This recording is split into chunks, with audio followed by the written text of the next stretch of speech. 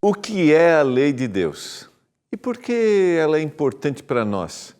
É o que a gente vai entender no estudo de hoje, no programa Escola Bíblica.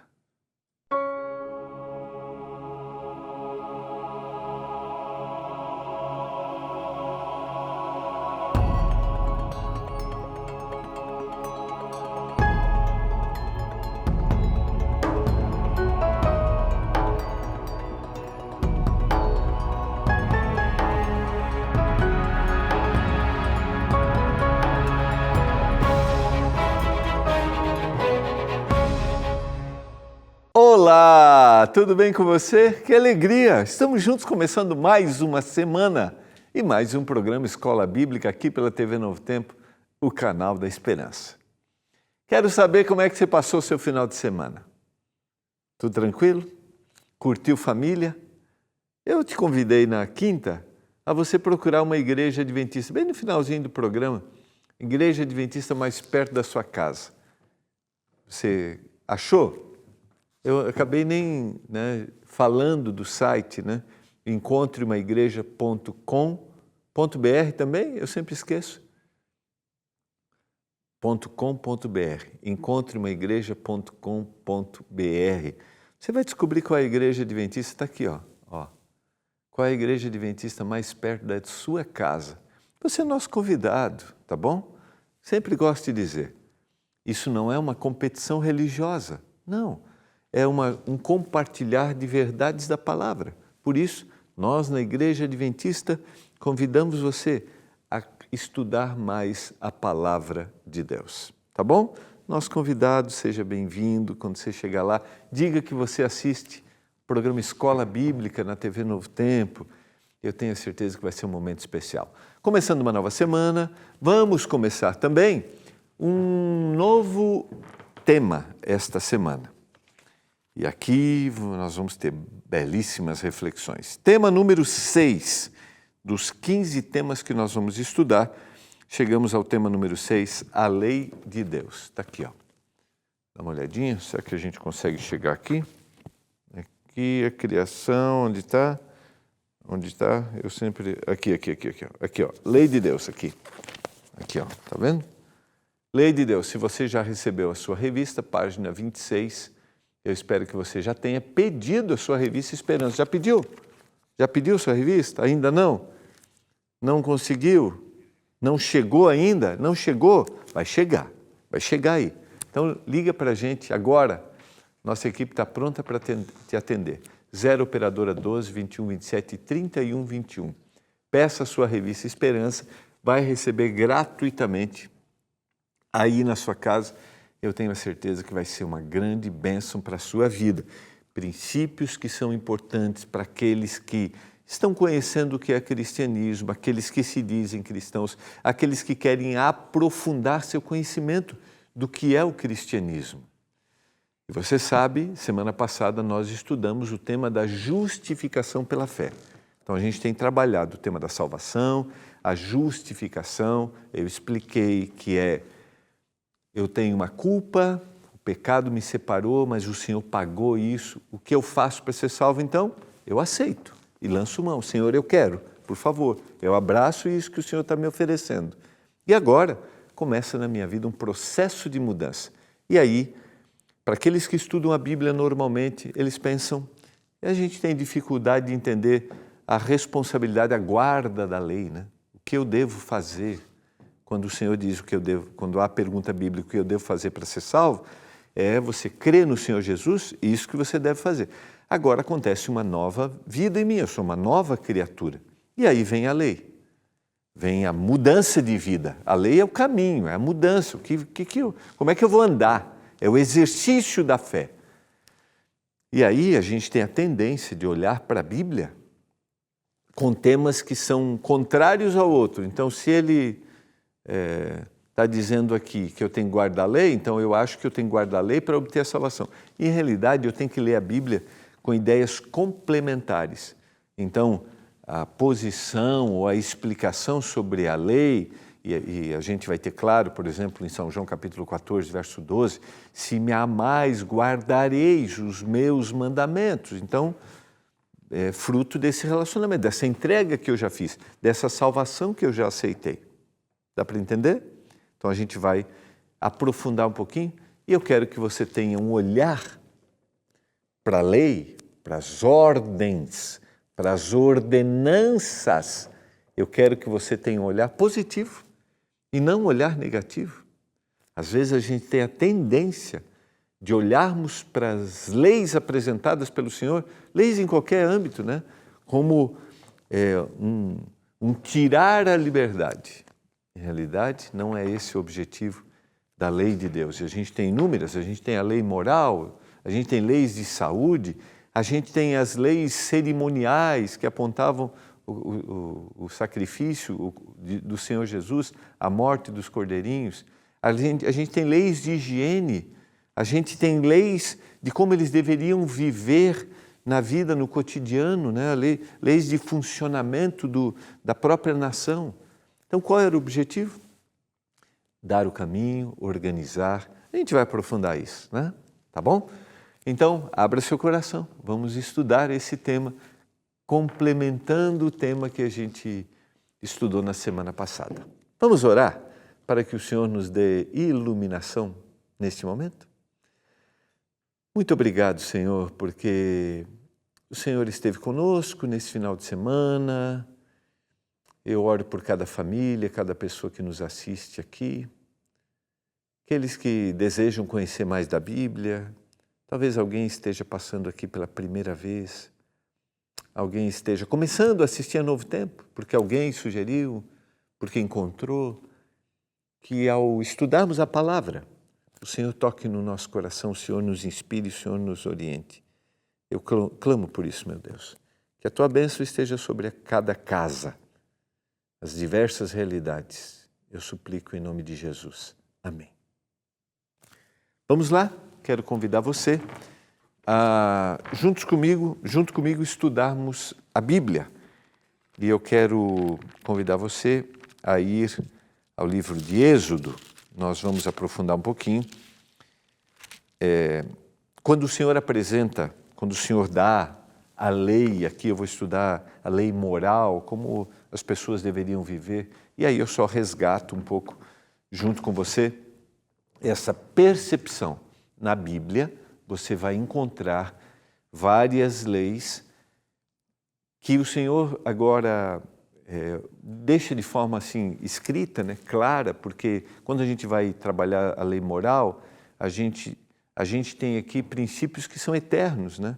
Princípios que da santidade de Deus, princípios de relacionamento familiar, a gente tem princípios de relacionamento social. Então, esses são princípios eternos, eles estão acima de qualquer circunstância, de qualquer religião, né? Você vai ver que são princípios eternos. A gente vai ver que esses princípios também foram colocados dentro de um ambiente agora que é um ambiente de pecado. Então, quando o Senhor vai dizer não matarás, o Senhor quer preservar a vida. Isso tem a ver com uma situação, agora o homem tem a predisposição a tirar a vida e a gente vai ver isso.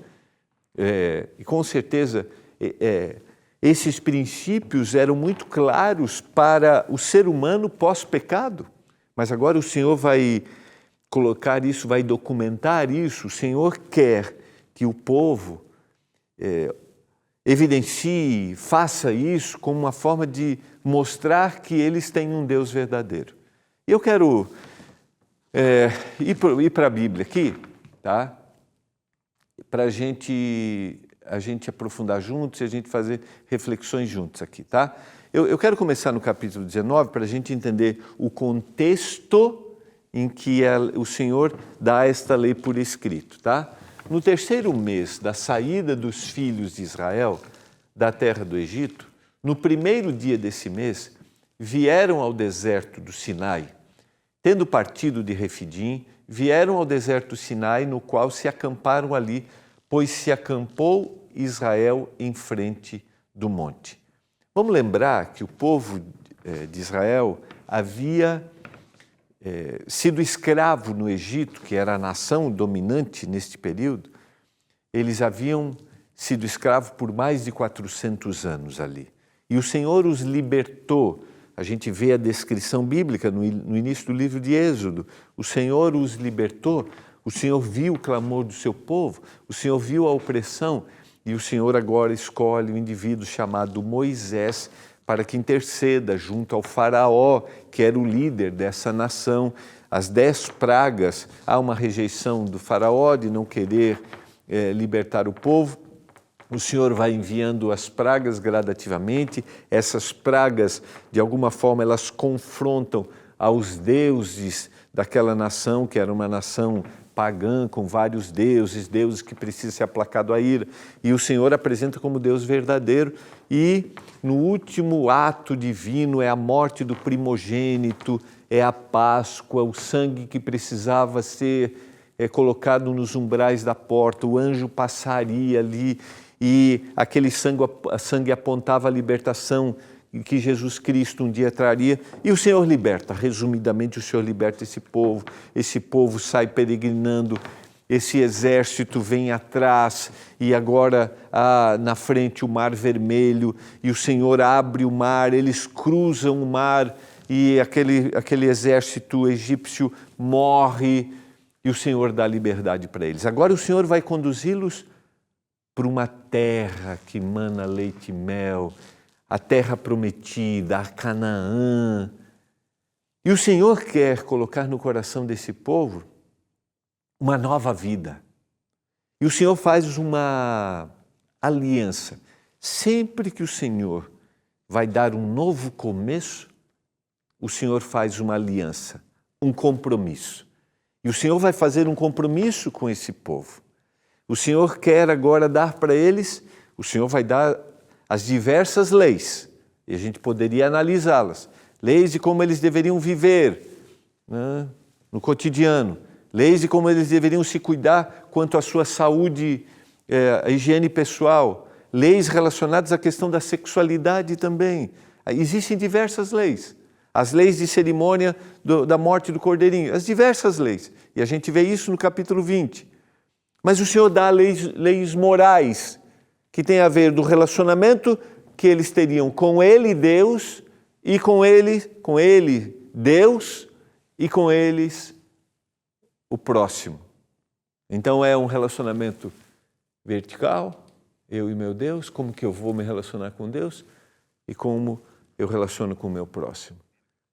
É interessante a gente olhar isso, porque quando a gente olha para essas leis, a gente vai ver agora, a gente tem um resumo do amar a Deus e o amar ao próximo, que é o resumo de toda a lei. Então, vamos lá, vamos ler, mas entender esse contexto é importante, tá? O povo que saiu e o Senhor faz um compromisso com eles. Subiu Moisés a Deus e do monte o Senhor o chamou e lhe disse: assim falarás à casa de Jacó e anunciarás aos filhos de Israel: tendes visto o que eu fiz aos egípcios, como vos levei sobre asas de águia e vos cheguei a mim. A forma como eu libertei o amparo, né? Levei sobre asas de águia o amparo e o cuidado que o Senhor deu para este povo.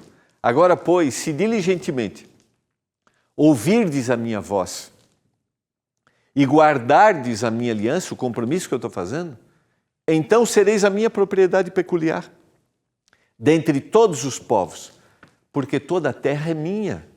Vós me sereis reino de sacerdotes e nação santa. São estas as palavras que falarás aos filhos de Israel. Aqui não é uma troca, tá? Eu falei isso na semana passada. A gente não faz as coisas como barganha, mas o Senhor está dizendo aqui que eles manifestariam o seu relacionamento com Deus através da vida e da obediência que eles tinham que ter. Não é uma obediência para conquistar Deus, porque eles já foram conquistados por Deus. Dá para entender isso? Eles já foram libertos. Eles já saíram da opressão. Agora, para eles continuarem sendo libertos, eles precisavam seguir aquilo que Deus estava falando para eles. Porque a visão daquilo que Deus dá não é a partir do meu olhar, não é eu olho, Deus deu isso. Não, é a partir do que Deus quer fazer por mim. Então o olhar é o olhar, o que Deus quer para mim quando Ele me pede isso? Talvez essa seja a grande diferença que tem que ter na nossa mente. Porque normalmente nós olhamos para a lei a partir do nosso olhar assim, eu vou fazer isso, mas é o que Deus quer fazer por mim através disso que Ele me diz. É mais ou menos o mesmo olhar que a gente tem quando o pai diz alguma coisa lá para a gente, o pai e a mãe diziam alguma coisa para a gente, faça isso, meu filho. Aí eu digo assim, mas eu tenho que fazer isso? Por que eu tenho que fazer isso? Nesse porquê eu tenho que ter o olhar de Deus. O que Deus quer para mim? O que meu pai e minha mãe querem quando eles me dizem isso? Se ele disse, faça isso, é porque ele quer seu bem, não quer seu mal. Olha, cuidado onde você vai, cuidado com quem você anda, é porque ele quer me proteger.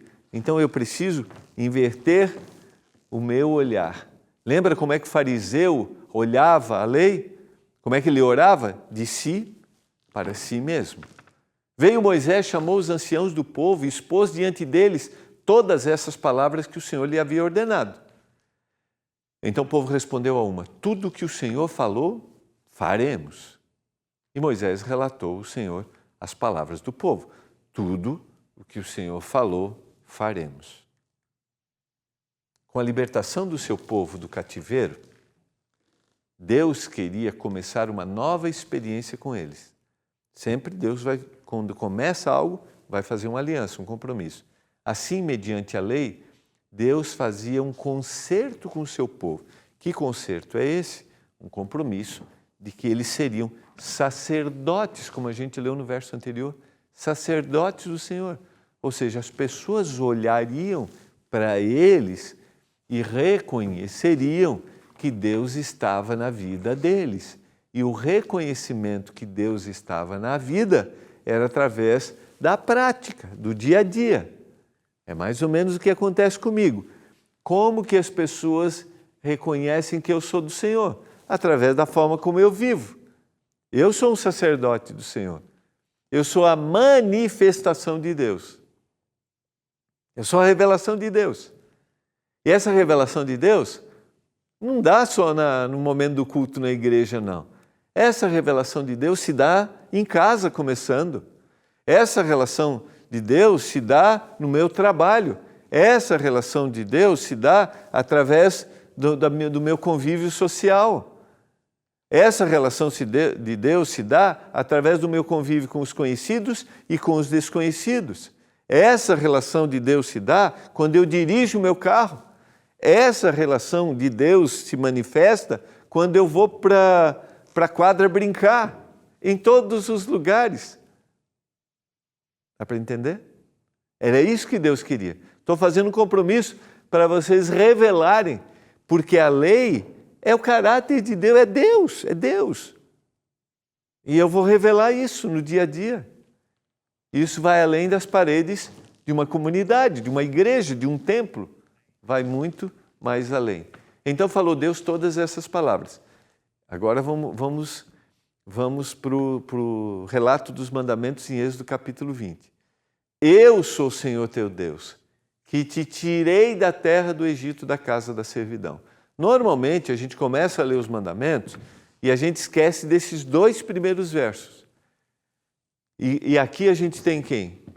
Tem o eu sou o Senhor teu Deus, o que sempre existiu, o que é e o que há de vir. Eu sou o Senhor teu Deus. E o que eu fiz? Eu te tirei da terra do Egito, da casa da servidão. Você era escravo e eu agora te libertei. Você vivia sobre uma opressão e eu agora te dei uma nova vida. E o interessante é que a gente acha que quando Deus nos dá algo para fazermos, ou Ele coloca a sua lei, a gente tem a ideia de Ele estar me aprisionando.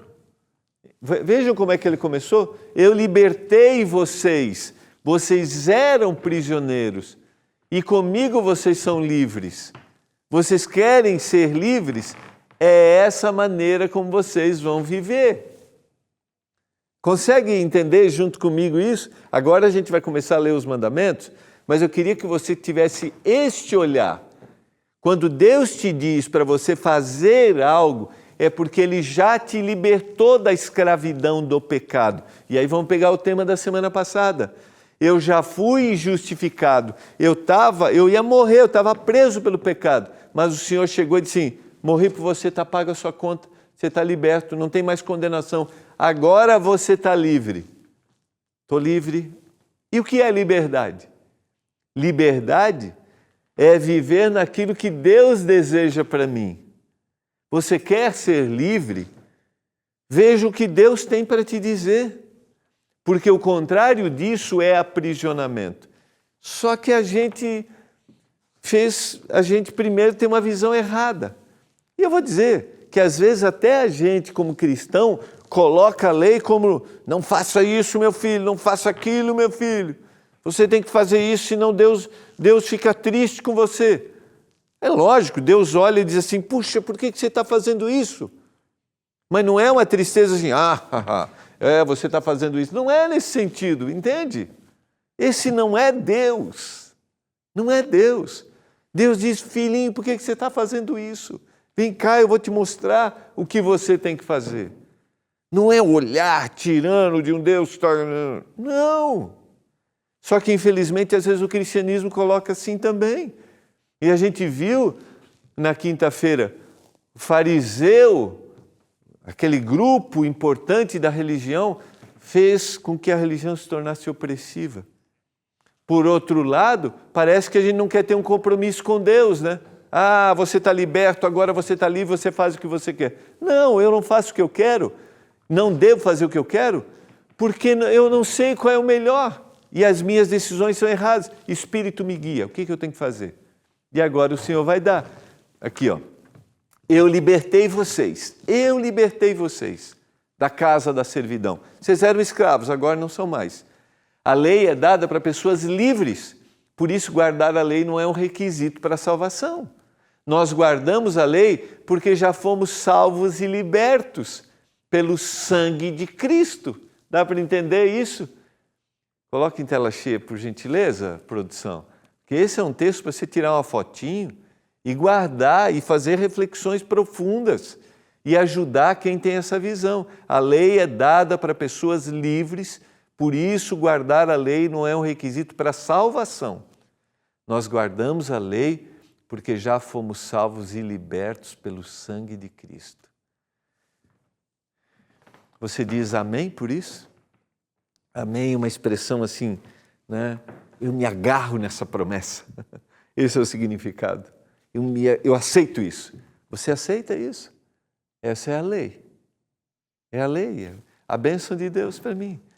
É como as boas coisas que no nosso contexto familiar um dia fomos orientados a fazermos. Era o bem que os nossos pais desejavam para nós. E agora ele vai começar. Eu libertei vocês não estão mais na casa da servidão, vocês não são mais escravos, agora vão andar no caminho. Querem andar no caminho? Quer andar? Primeiro, não terás outros deuses diante de mim. Isso tem a ver com a santidade. Como é que eu olho Deus? E aqui eu tenho que fazer perguntas. Como é que você olha Deus? Por que ele está dizendo não ter outros deuses? E aqui estamos falando de uma nação, de um contexto pagão, de vários deuses, tá?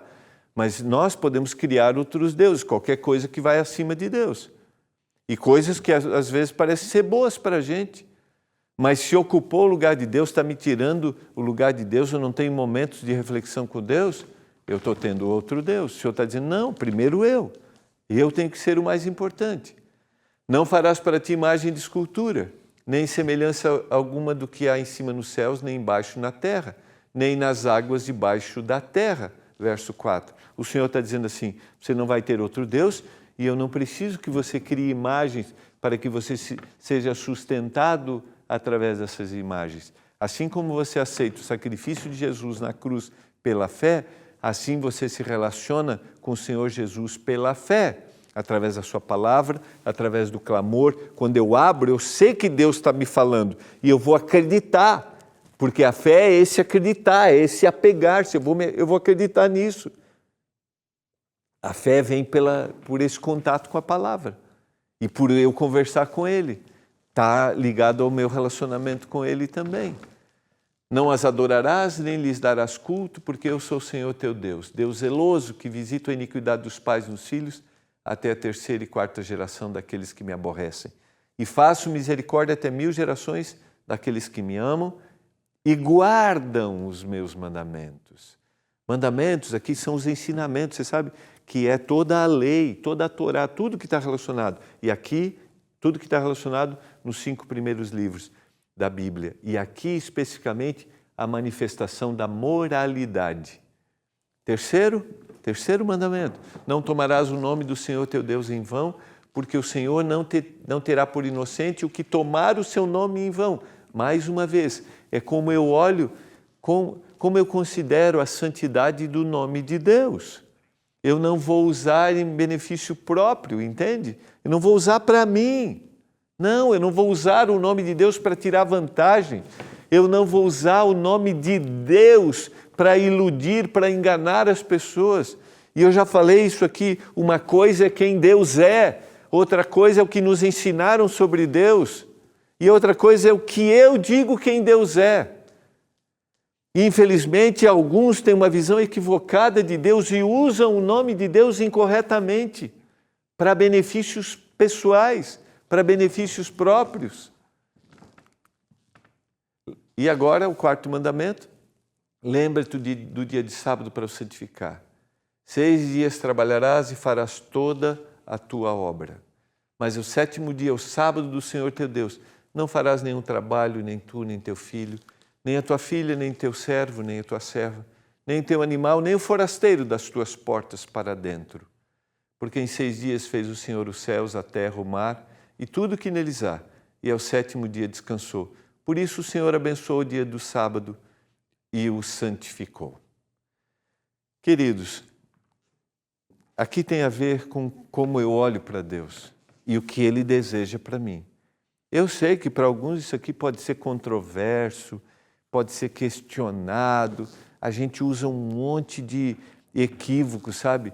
Textos descontextualizados que Jesus transgrediu o sábado, com todo carinho, com todo carinho, com todo carinho. O Senhor deu uma referência de um dia da semana para que eu estivesse reconhecendo o que Ele fez por mim na criação, o que Ele fez por mim na salvação e o que fará por mim na redenção final. Como você olha os 4 primeiros mandamentos? Como você olha o sábado? Você tem um olhar do seu para o mandamento ou você quer olhar o que Deus tem para te oferecer? Quero te convidar a ter esse olhar. Aqui não é uma competição religiosa, não. É um compartilhar da verdade da palavra. E eu quero orar para que o Senhor nos ajude a vermos a bênção que o Senhor está nos dando através da sua lei. Pai, obrigado pela tua palavra, obrigado porque o Senhor nos salva e mostra o caminho. Que a gente perceba, que a gente viva este caminho. Pelo poder do Espírito Santo, que a gente tenha um compromisso contigo todos os dias da nossa vida. Eu suplico em nome de Jesus Cristo. Amém, meu Deus. Amanhã tem mais, tá? Amanhã tem mais, a gente vai aprofundar. Só vou dizer para você, vai ser bom. Abra seu coração para isso, tá? A gente se vê amanhã. Tchau.